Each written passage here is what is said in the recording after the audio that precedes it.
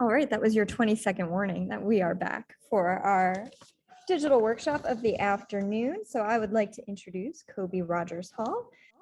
Koby is an artist, writer, and social practice facilitator dedicated to dialogical art practices, archiving as cultural activism, and public interventions for political engagements.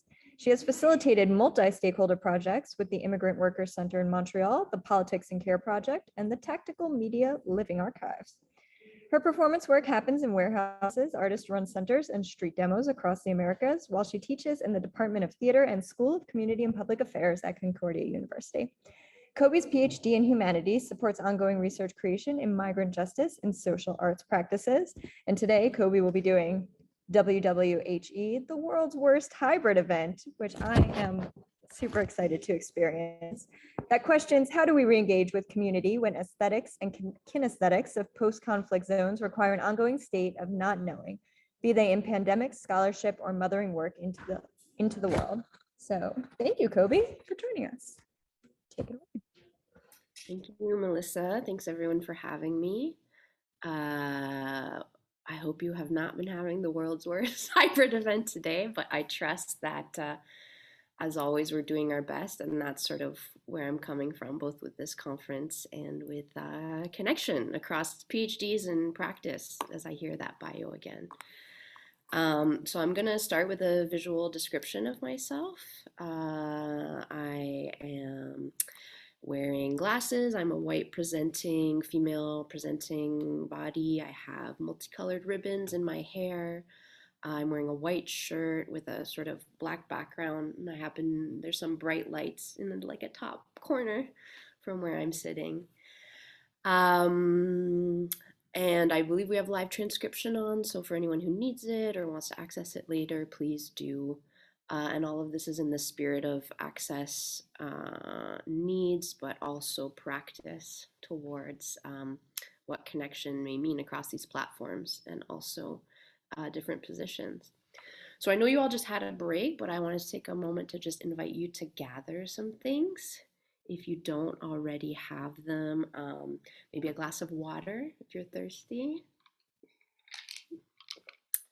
I have with me some stones. Maybe you have a favorite gadget or something that helps you connect to the moment. Maybe a piece of paper, anything that sort of brings you to the outside or the land that you're currently on. Eating is good. Eating brings you back to your body too. So I just want to give you a moment for that, to gather yourself, to gather some things, because one of the experiments here is with slowness and what can happen with our research, with listening when we take our time. So please, if you need to, look around, maybe find something that grounds you, and you can stretch, do what your body needs. I know your cameras aren't on, but I trust that you are with us.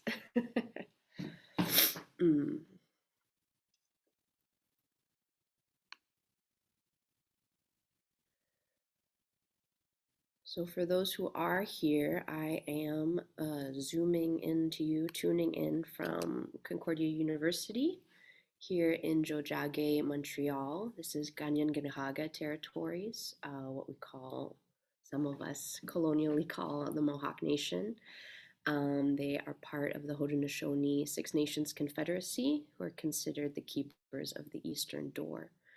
And I acknowledge this both as best practices, and we're engaging as scholars in realms of knowledge, but also in situating myself that this work is aware of contested territories, unceded land, knowledge positions, and legacies of resistance.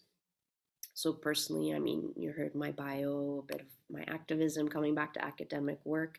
It's all interlaid with a fair amount of crisis of conscience, but also experimentation in really how to be present with these realities, and maybe oppositional work. Within that, and part of my work, is this idea of Indigenous peoples' resurgence. And so, as many of you may engage with, connection to land, connection to place is part of what grounds us, and also reminds us that, as I was saying before, we're in our bodies. we're part of those shoulders that we stand on, and our knowledge is connected to place and to engagement, whether you feel of the land where you are or whether you're a guest and being hosted here.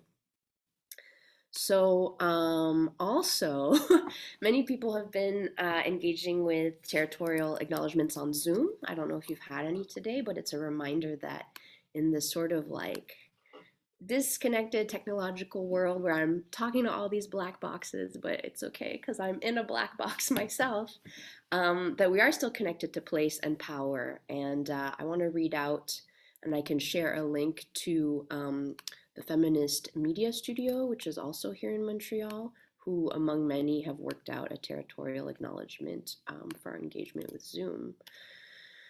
And that is that the platform on which we're gathering, as we know, is based in Silicon Valley, and this is located on Muwekma Ohlone territory.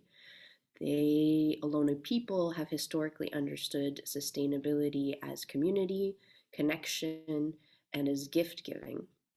So this horizontal organization might offer some different engagement, or again, those contradictions that allow us to connect through these platforms while also buying into the corporate wealth accruance that Zoom and so many of their peers have benefited from these past couple of years.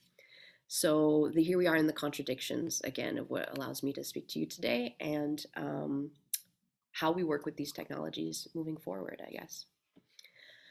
What I'd like to offer, especially as we're like a small, intimate group, is more of kind of like a collective knowledge share. I know you've had a full day of listening and practice today, maybe opportunities to digest it, maybe not.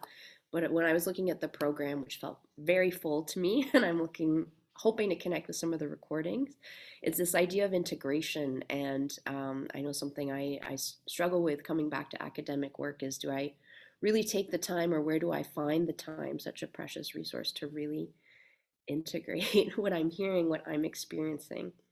So, in that spirit, I want to slow down a bit. Maybe you're wondering, what this proposal is about.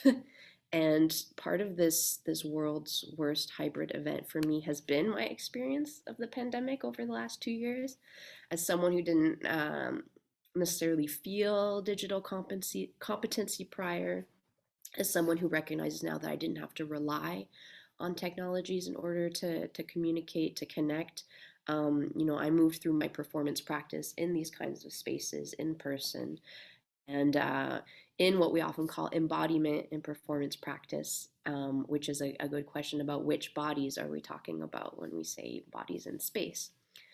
And then through the relationship to pandemic here in Montreal, and also connections to international communities, as I'm sure each of you moved through different points of access and limitations that this reality came to offer me. So for myself, speaking personally, I mean, I became a mom right before the shutdowns in Montreal. So my baby was about 3 months old when I experienced both extreme isolation and a reorganizing of community support. And this is my first kid, so it's also coming into parenthood. I began this PhD. I'm in my second year now. So after 10 years of field work and deep resistance to academia, I came back.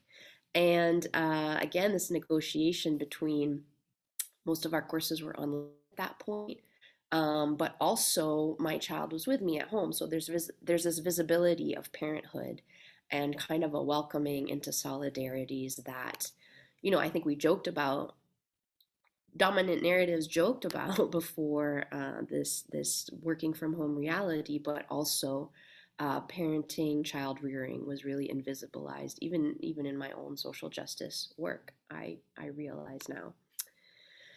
I benefited from resourcing, an empty campus meant that there was a lot of office space available. And so very quickly my supervisors, kind of mobilized a place to work while my child was in childcare. Another benefit we have in Canada, and one I'm extremely grateful for every day, access to a lab like this one. So I'm affiliated with the Acts of Listening lab here in Montreal, and it's both experimentation, but like toys, other people at Concordia. I think one of the strengths in research creation can share kind of playing with these technologies as well. If I may not feel particularly literate in it, whether it's Zoom, whether it's the studio capabilities, and learning from each other in that capacity. But also, I've been away from the theater black box for like 10, 15 years. So it feels really daunting to sort of open the doors, even get people to come to campus. I know some people in this room have no reason to physically go, nor do they want to their place of work or study. And so that becomes a dichotomy of, access again and knowledge sharing. And yeah, which leads to disconnection. I've lost friends and family in the last couple of years, and it became very clear that we cannot afford not to see one another. So when I ask how do we re-engage with community, I think it's around, how have we changed also, but where materially and emotionally our people are at this point in time. And to me, that's as much a part of the work and relational practice as the writing. So I'm drawing on these schools of thoughts of kinesthetics, the idea that our body and our body memory, which is why I invited you to bring some water, maybe a stone, um, has a story to tell as well. And some of you probably work with trauma in the body, muscle memory, that these things are remembered and they play themselves out, whether we're conscious or not. Also, this idea that we have a ripple effect on everywhere we go. So your small contribution or my experience in time may actually be rippling out beyond what I know.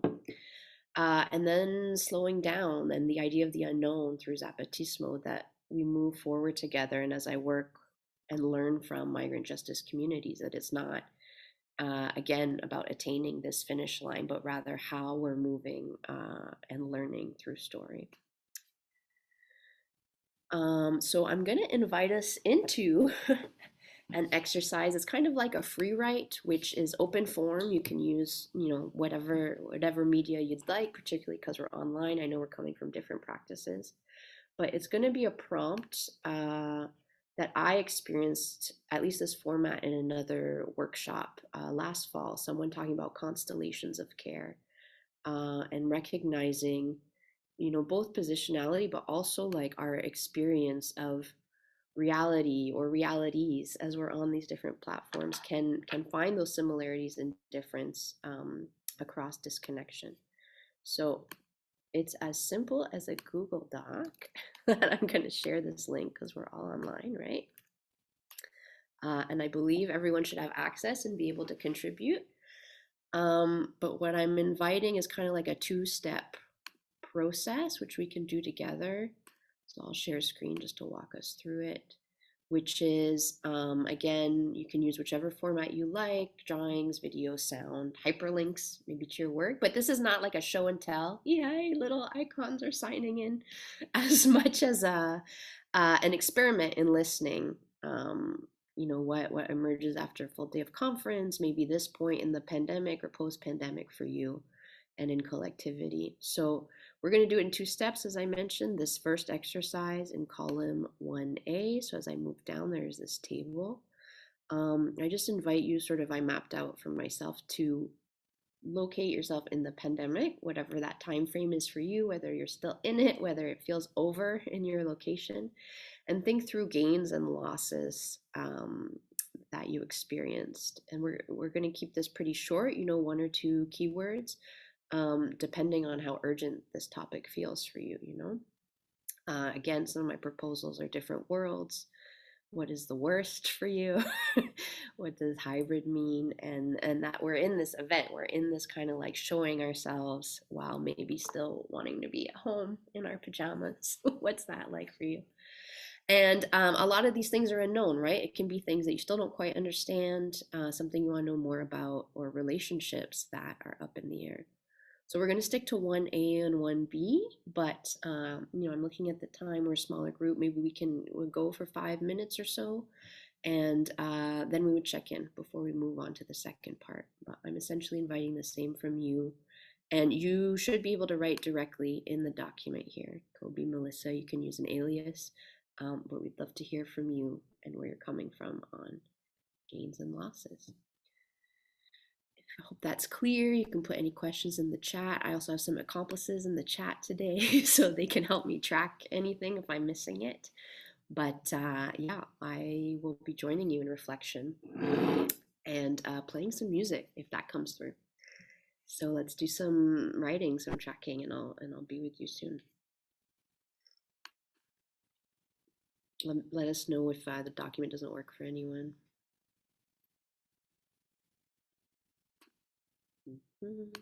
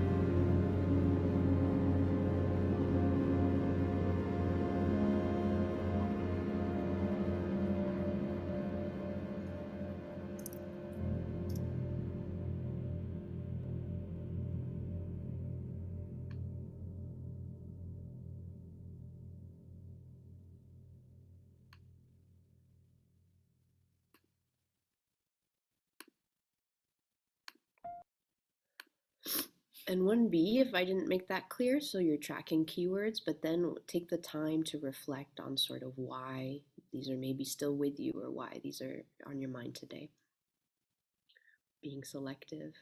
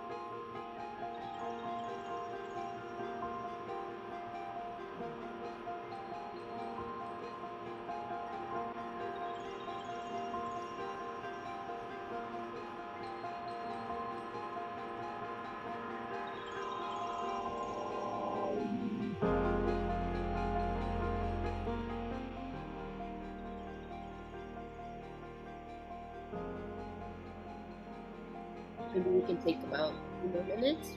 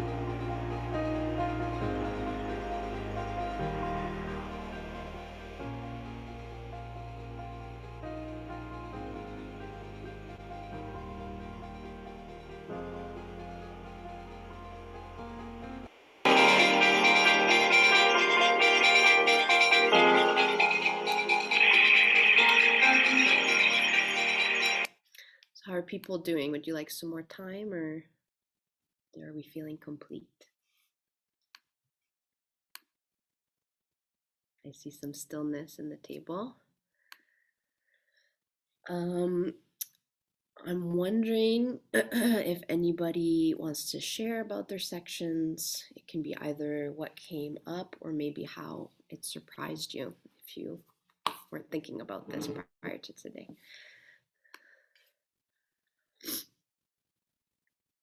It can be one part, it can be this idea of pandemic, whatever that moment was for you.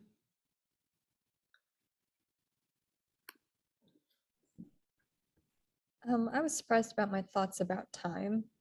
I hadn't really thought of them in a gain loss sort of dichotomy there.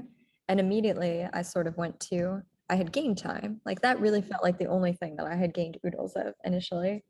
Mm-hmm.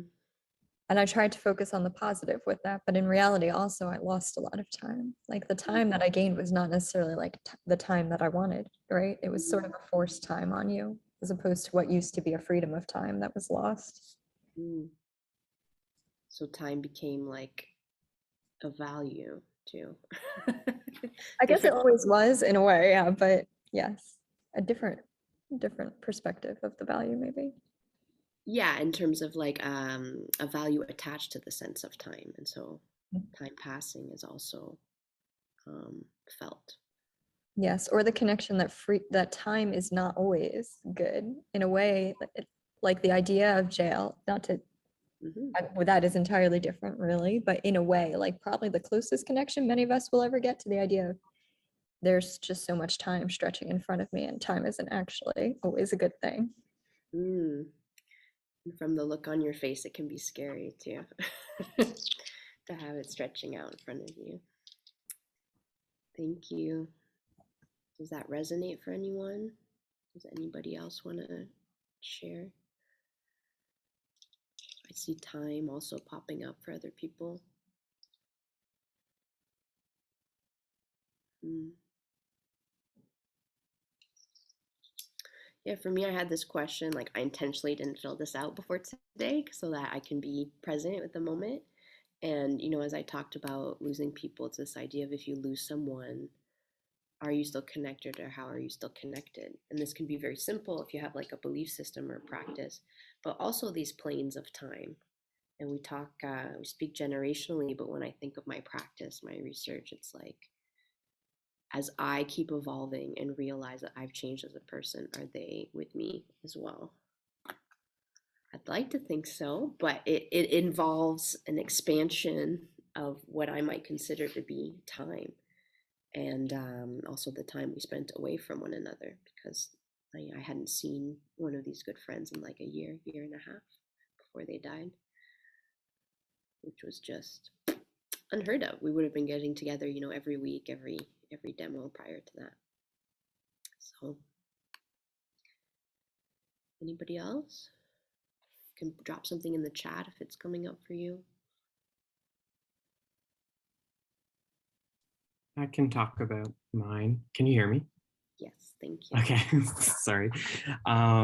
So for mine, I kind of saw them as gains and losses. So they're both at the same time. And just with thinking about it a bit more, when we went into the 1B, I guess I kind of started to realize that at a micro level, these are gains for me, all the things I listed. But at a macro level, I experience them as as losses. But they're not. It's negative and positive. It's like both things at the same time, but on different systems levels. Mm-hmm. Yeah, I find it really important as I'm listening to you that we don't, or myself, coming from a position of relative privilege, like many of the costs for me are emotional, psychological. My material needs were met. So I try to not shift into this self-help, individualized narrative of what's that trauma expression, like, oh, it happened to you for a reason, or I'm gonna get out of this like what life had to offer me. It's like, yes, and those structural realities that you see, were maybe amplified, or our faith was broken with certain community practice, and that has real effects, I think, for moving on from this moment. So I too had losses that were also gains, like rage came up for me in big capitals, and I was like, wow, that rage is also a resource, as long as it doesn't burn you up, right? Or what can we do with it? And I had some question marks about hypocrisy and exhaustion, because of course those were really felt realities. But then if they're still with me, if I'm haunted by it, I wonder how that informs my practice moving forward. Like, I've been sharing with some people, like, oh, I just can't study the way I used to, which really sucks because I need to redesign my strategies, but it's not feasible. Maybe it was serving me at the time, but not now, to just sort of do these marathon readings or no eating or all these things that my body just can't sustain anymore. And also cumulative lack of sleep, whatever our reasons were for and are in life for chronic sleep deprivation. I mean, it's these moments when the body leads and tells us what's going on. So thank you for the shares. I just want to check in on time, Melissa. Is our workshop extended then too, or are we still aiming to make up for time? Here's the question about time again. You're muted, Melissa. Yep, thanks. I think we're fine if we run 5 to 10 minutes over. I suspect the other workshop will as well. Right. So I'll aim, we'll have another 20 minutes. Yes. Oh, thank you, Rock. So poetry as resistance is one of the things that came up in my more recent research. Again, resurgence being that through story, through movement, we are like reconnecting and also rebuilding knowledge keeping. So, this idea that poetry is a form of protest in many contexts, and also that political action is a form of poetry if we're out there sort of changing our worldview, but also moving together and embodying that. So, part of my work is in social movement contexts. And yeah, I think it's really important from a disability justice perspective to think about how creative work is some of the realest activism that we can do, whatever your access points are to that input. And am I still screen sharing? No. World's worst hybrid event. That's good because I have some notes that I'm going to read to you.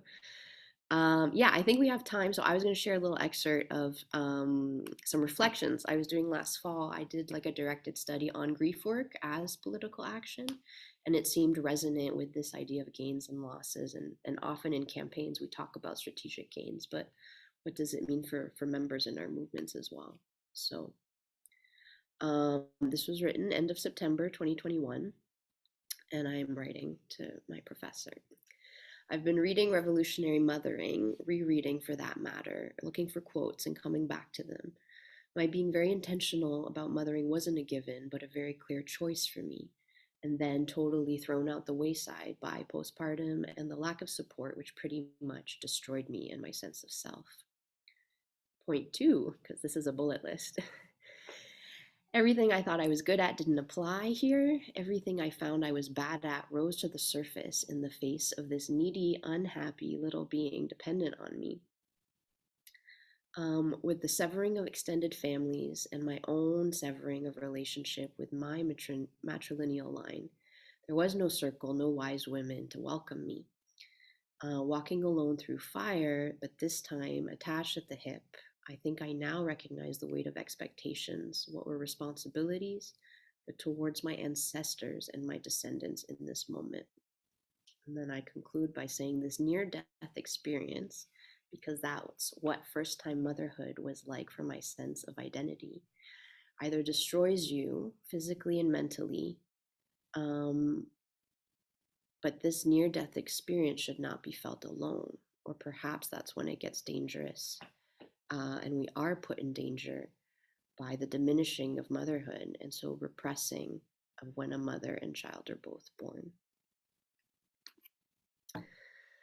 So if you're open to it with me, I'd love to move to the second part of the table, and I'll go back to screen sharing it. So it's this idea of post-pandemic, and if that's triggering for you, I own it. We were talking about time before, and are we over it, or are people around us over it? And so again, we're going to be sort of talking in keywords post-pandemic, but I invite you to think of sensations in this case, like maybe through our reflection or something that I just read in the last passage brings up.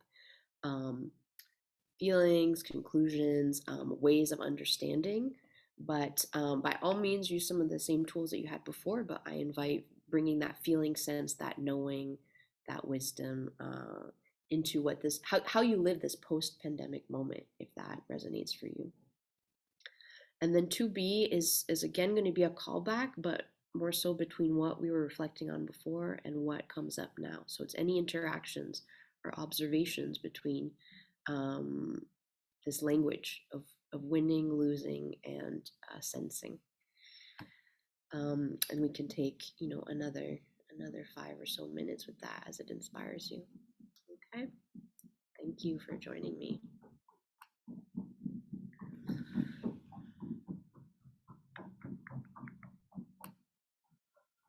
I'll share some music again to change my mood.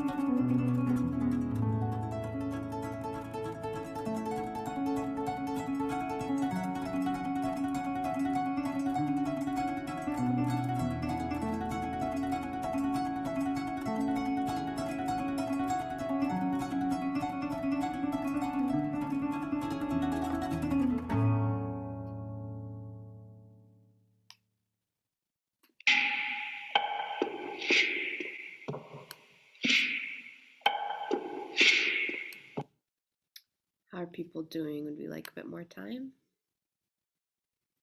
Maybe you can land, try to bring a soft landing to the idea that you're in.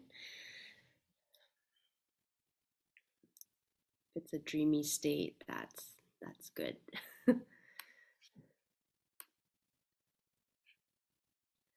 So maybe take the time if you're done writing to just sort of scan, particularly 2B.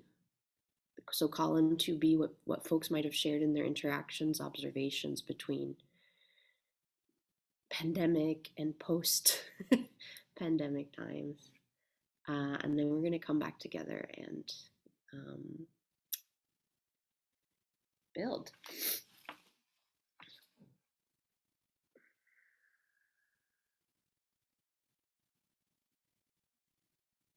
Hmm.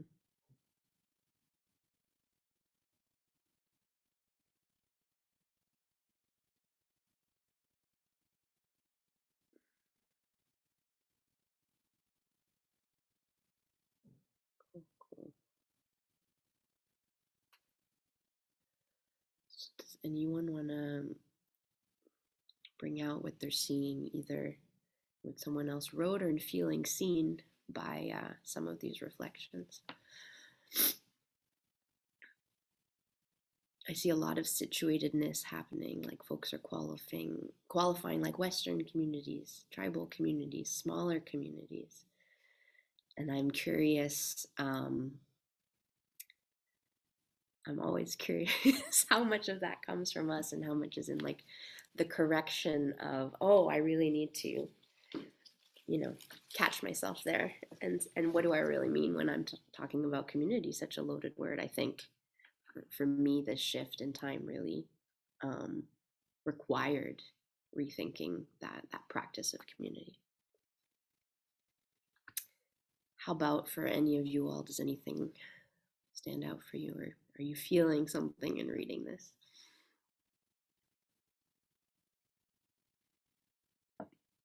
Melissa, you're the only face I see, so I'm gonna call you in if you're willing. I mean, there does seem to be a theme of collective disappointment Mm, in reactions that were beyond our control. mm. Can you say more? Maybe. The control part I'm interested in. Well, I think I noticed in mine and Brock's, and maybe a bit in Adun's, but that's a bit reading into it a little more, but pretty obviously in mine and Brock's that the idea that the communities really like sort of let us down, that Mm, community was not making choices mm, that were best for the community as a whole. mm, And in those cases, I personally, you feel out of control because you have no say in it. I mean, you can vote really, but like that's a very slow process to fix things, if it even ever fixes them at all. yeah. So yeah, it felt I don't know. I think probably people would agree it felt a bit hopeless because it was you had no control over the decisions being made. You could control yourself within them, but some of your choices were being forced by the overall choices of society. Mm. And so some of this sounds like speeding up, like time was changing as well, when we're still kind of needing to process what was slowing down. And what you're saying about like voting, and I'm going to take that as agency in a way, like different points of agency that maybe each of us found or that were taken away again, and what that means for memory or forgetting, and how each of these are kind of active programs is how I think of them in terms of what folks are doing with them, right? Whether we resuscitate that in our communities or we're shut down. And isolation is a day-to-day reality. So I hear you on this thread and the grief work involved, right? That there's some grieving of maybe like not fully realizing the project, whatever that was that you were involved in, that you're curious about in the pandemic versus post-pandemic times. That's what comes from me.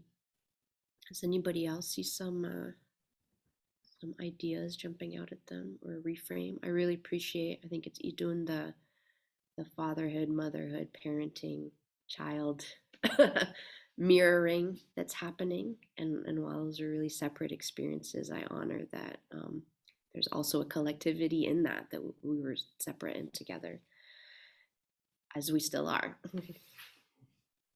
in doing so.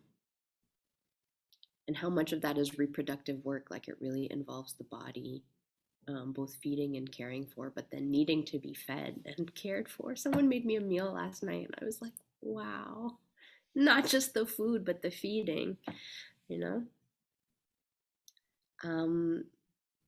Anything else from the 2B column? Maybe it was yourself too that either it feels good to affirm these things, or again, there's a kind of grief work in saying this out in the open. There's a vulnerability. Brock, I noticed, if I can, that you wrote community when society, and then you came back and put that Western society in brackets. I wonder if I'm curious about that. If you're still here. Yeah, I'm here. No, I just thought about it after I wrote it and realized that that wasn't true everywhere, so I changed it. Are you feeling connection to place, whether it's like outside of your immediate surroundings or just like a listening to how other folks are practicing or organizing in this moment outside of Western society?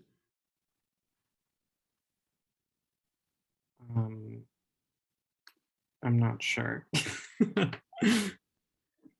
mean, how do we know when we're in our place and time too, right? Events like this, but also filtered through our place. We're coming up to time. I just want to invite, again, if there's something about the whole exercise or questions that you're left with, maybe about how this can tie into practice moving forward. Even the experience of slowing down, I think, in the exercise, but then also in how we arrive to this moment as practitioners with what each of us have been going through, and collectively where you're coming from in your work. Does any of this sort of fold back in to the conversations today?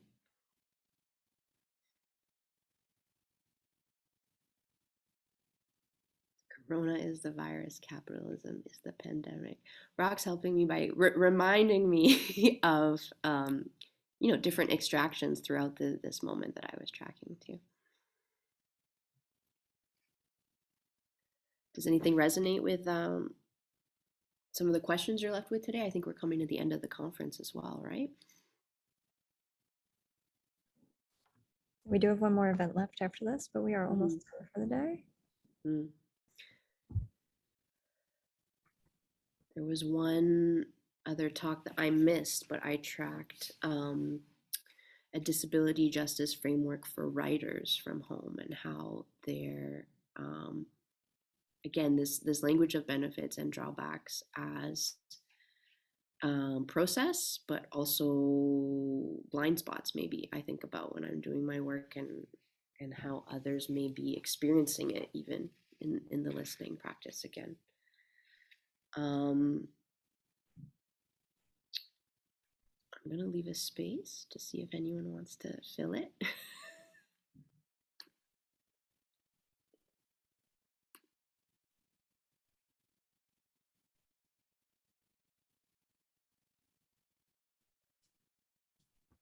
So the last thing I'll share, unless anyone wants to jump in, is maybe that same question to myself. Koby, what does this have to do with, how could this have anything to do with activist research, and why do I have ribbons in my hair, and so on.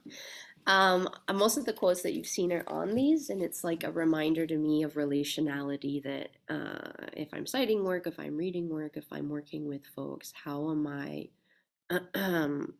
negotiating that relationship with these practices, these speakers, whether I know them personally, or whether I am owing or indebted to the movements that they're part of.